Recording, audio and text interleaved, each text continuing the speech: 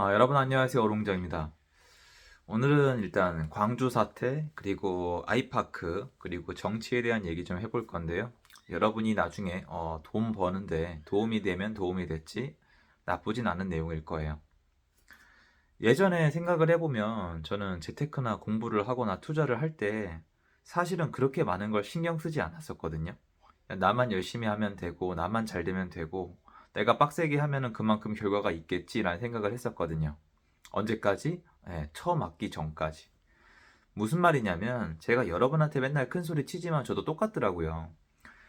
당연하다고 여긴 것들, 당연히 내가 열심히 하면 대가가 따라오고, 당연히 내가 소유할 수도 있고, 남한테 빌려줄 수도 있고, 투자할 수도 있고, 이런저런 활동을 해볼 수도 있고, 도전도 해볼 수가 있는 건데, 언젠가부터 저는 그대로인데, 주변에서 그리고 사회에서 저를 나쁜 사람 취급을 하는가 하면은, 돈 버는 게 부당하다라고 생각을 하는가 하면은, 갑자기 낼 필요가 없는 세금을 수십, 수백 배를 내야 하는가 하면은, 그 와중에 또 내가 하는 일에 어떤 자재비에 영향을 미치는가 하면은, 인건비에 영향을 미치는가 하면은, 하나부터 열까지 모든 부분에서 치고 들어오는, 예전에는 부자들만 내는 종부세가 보유세로 바뀌어버리고 아무도 책임지지 않고 2년 거주하고 나갈 줄 알았던 전세입자가 4년을 거주하는데 그게 합법이라고 하고 있고 나랑 법정 다툼을 하려고 하고 있고 이런 식의 현실이 펼쳐지더라고요.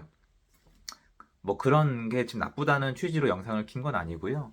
일단 제가 말씀드리고 싶은 건 특히 여러분 지금 제 채널 보신 분들은 다수가 그렇지 않겠지만 젊은 분들, 특히 20, 30대 분들 다 그렇다는 건 절대 아니고요. 오해하지 말아주세요. 예전에 저 같은 분들, 제가 지금 부동산 시장에 나가봐도 저는 뭐 정치에 별 관심 없어요 하는 분들이 되게 많아요.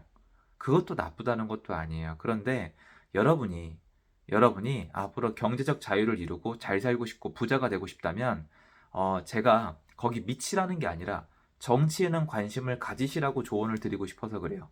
저는 좀 늦었어요. 저는 좀 늦었던 게 아쉬웠던 게 되게 많아요. 요번 지난 5년 정권 동안에 통과된 법 중에 통과가 어려울 거다 뭐 이런 식으로 판단한 것도 있는데 정치학적으로 좀 더 공부가 돼 있었으면 다 파악이 되는 거였고 그리고 현 정권, 지난 정권 시작되기 전부터 준비할 수 있는 게 더 많았는데 그때는 제가 정치 쪽에 신경을 정말 안 쓰고 워낙 힘들기도 했지만 나만 열심히 하면 된다라고 생각을 했었는데 그게 무슨 착각이냐면요. 정리를 해드리면 지난 정권 때는 여러분 이제 지지난 정권 때는 제가 체감하는 거예요. 제 얘기입니다. 지지난 정권 때는 저만 열심히 했으면 돼요. 제가 있는 이 필드에서는 제 입장에서는 지지난 정권 때는 저만 열심히 하면 되는데 그게 고마운 걸 몰랐죠. 당연한 거니까. 그런데 그게 당연한 게 아닌 게 되더라고요. 무슨 말이냐? 여러분들이 정치에 관심이 없다는 건 지금 여러분한테 영향을 안 미치고 있거나 여러분이 신경을 써도 가져갈 수 있는 혜택이 많지 않다는 뜻인데 그게 언젠가부터는 그렇지가 않게 될 수가 있어요. 사람은 뭐든지 자기한테 맞닥뜨려야지 이게 문제가 생기거든요. 제가 예전에 제 일례를 들려드렸잖아요. 제 주변에 있는 사람 한 명이 되게 폭력적인 거예요. 폭력적이어서 저한테 어쨌건 뭐 폭행을 행사했다고 쳐요. 이거는 가정으로 그냥 바꿀게요. 폭행을 행사를 했어요, 저한테. 그래서 제가 제 3자한테 저 사람 폭행하는 습관이 있고 폭력적이니까 상종하지 마라. 위험하다. 다른 건 다 떠나서 폭력은 안 된다라고 말씀을 드렸는데 그분이 뭐라 그랬겠어요? 사람 괜찮던데? 무슨 말이에요? 아직 안 겪어본 거예요. 근데 나중에 아니나 다를까 욕을 하기 시작하는데 제가 했던 욕은 욕도 아니더라고요. 자기도 맞은 거예요. 무슨 말이냐면 사람은 자기가 겪기 전까지는 절대로 평가를 바꾸지 않는데 이거를 미리미리 알아둬야만 준비가 가능해요. 저도 마찬가지죠. 저도 당연히 여겼던 권리, 나만 열심히 하면, 나만 위로 올라가면, 내가 부자가 되기 위해서 노력을 하면 사회에 기여도 하고 세금도 많이 내고 모든 게 해결될 줄 알았던 시대가 있었지만 그렇지 않더라는 겁니다. 그래서 여러분도 젊은 분일수록 지금 정치에 관심이 없겠지만 제발 어떤 특정 정치인에 미치지 마시고 사람에 미치지 마세요. 사람은 그런 믿을 가치가 없어요. 제가 이 바닥에서 사기꾼들만 만나가지고 아닌 분들도 있겠지만 진짜 아닌 사람 많아요. 정신병자도 많고 조심하셔야 되고 정치 쪽도 마찬가지로 사람 보고 미치시면 안 돼요. 저도 마찬가지예요, 여러분. 저도 마찬가지니까 저도 맹신하지 말고 우상화시키지 마세요. 왜냐면 여러분이 저를 계속 우상화시키고 밀어붙이시고 너무 좋다 좋다 하면은 저도 어깨에 힘이 들어가고 삐뚤게 나간단 말이에요. 사람은 다 똑같아요. 저도 그러면 안 돼요. 아직 제가 목표한 바로 더 가야 되기 때문에. 자, 그리고 제가 지금 느끼고 있는 거 하나 말씀을 드릴게요. 이 얘기는 제가 하면은 욕먹을 거 알아요. 이 얘기는 지금 하면서부터 저는 비난을 들을 거예요. 그런데 제 채널에서 제가 하고 싶은 얘기 저 하고 싶어요. 제가 뭐 초대형 채널도 아니고 그냥 할 거예요. 광주 사건이 벌어졌어요. 광주 아이파크 사건이 벌어졌고 희생이 있었습니다. 사람이 죽었어요. 100% 절대적으로 잘못됐습니다. 누군가 처벌받아야 되고 책임져야 되고 두 번 다시 있어서는 되면 안 되는 일이에요. 삼가 고인의 명복을 빌고요. 가족분들에게 정말 너무 유감스럽고 힘내시라고 말씀드리고 싶어요. 이거는 제 진심입니다. 조금도 딴 거 섞인 거 없어요. 저도 인간입니다. 그런데 사회적으로 봅시다, 여러분. 사회적으로. 광주 사건이 발생을 하고 제 건설 현장에 바로 영향을 미쳤어요. 놀랍게도. 저는 아파트 짓는 것도 아닌데 뭐냐면 철거 현장이 일단 스탑이 됐고요. 철거할 때 감리에 대한 시스템이 변했어요. 그리고 앞으로도 모든 시스템에 영향을 미칠 거예요. 앞으로 건축하시는 분들은 바뀐 법에 계속 적용을 받으실 거고 강화가 될 거예요. 여러분 건축 현장에서 사람이 죽으면 시행자가 책임을 져야 됩니다. 감옥 가실 수도 있고요. 그리고 원자재값 올라가는 거는 버텨내셔야 돼요. 근데 모든 걸 종합을 해볼게요. 여러분. 여기서부터 좀 비난이 일 수도 있는데 한번 들어주세요. 지금 광주 사건 일어났잖아요. 아이파크 일어났죠. 지금 누구 책임이죠, 여러분? 여러분 누구 책임이라 생각을 하세요? 여러분은 아이파크죠.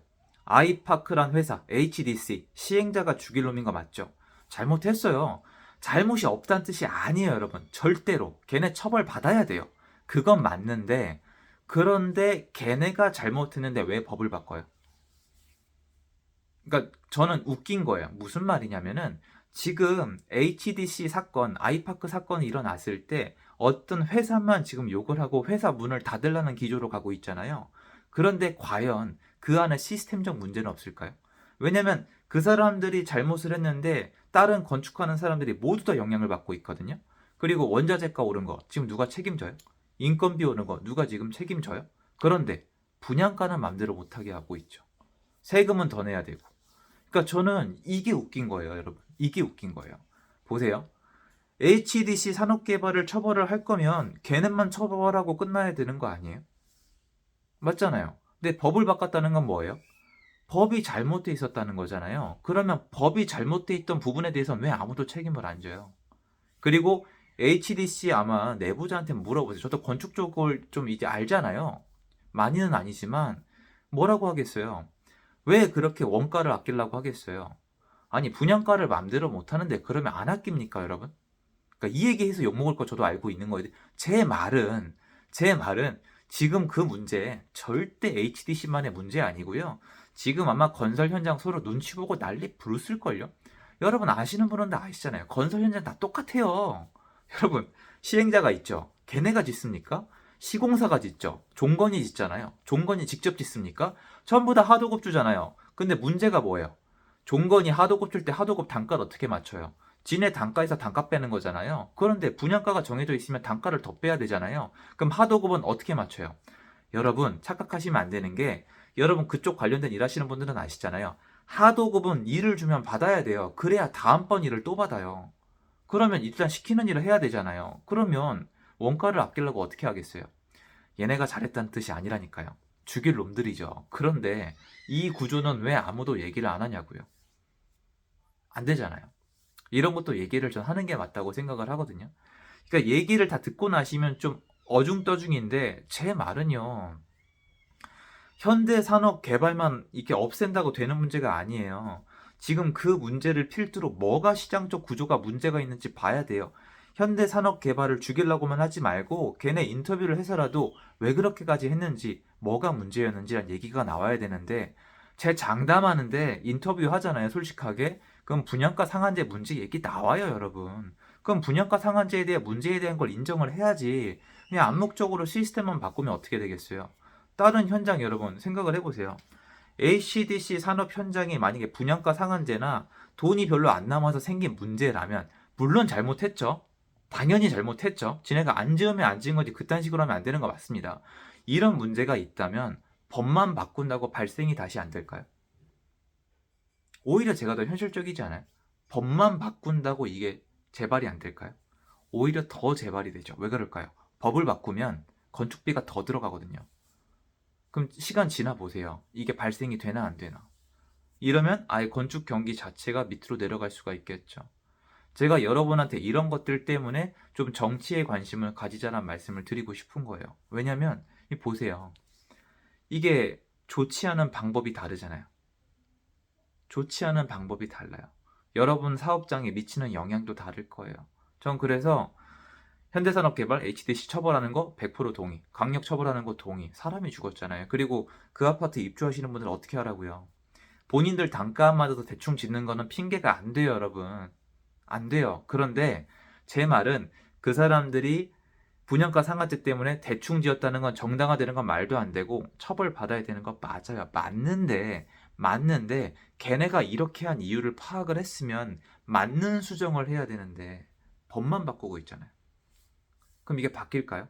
안 바뀐다니까요. 근본적인 문제를 고치지 않으면 문제가 지속된다는 게 지난 5년 동안 우린 다 봤잖아요. 근데 또 지속을 하는 거예요. 또 지속을 하는 겁니다.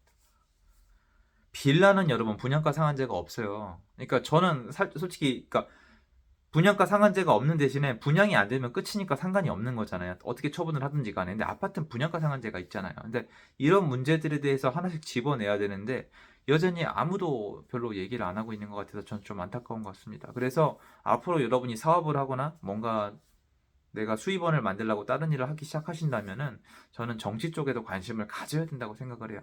이 기조로 계속 가면 여러분, 이 기조로 계속 가면은 건설 쪽은 별 재미가 없어질 가능성이 높아요. 그래서 저라면 이 기조가 계속 간다고 하면은 건설 쪽에 대한 자기 사업을 확장하는 거는 좀 재고해 보겠습니다. 영상 도움됐으면 좋겠고요. 좀 너무 예민하거나 자극적인 얘기가 아니었으면 좋겠습니다. 그런 뜻은 없었거든요. 시청해 주셔서 감사합니다.